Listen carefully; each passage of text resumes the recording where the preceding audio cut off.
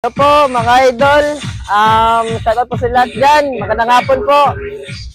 Dito po tayo ngayon sa may Talomo, proper, Davao City. Tsaka happy 100th anniversary po dito sa may Talomo. Happy Fiesta po mga idol.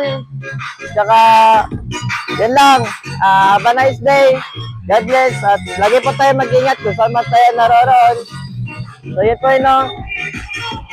God bless po mga idol, and yun lang, laban lang mga idol, salamat. Saka dito tayo muna ngayon mga idol dahil dito kasi ako lumaki, simula ng pagkabata ko po mga idol hanggang dito pa ako sinilang, kumbaga dito po ako nakatira dati. Sensya na ako, medyo maingay dahil may nagsusumba po doon, may unit po mga idol, ayan. Dahil sama natin sila mama kasama ko.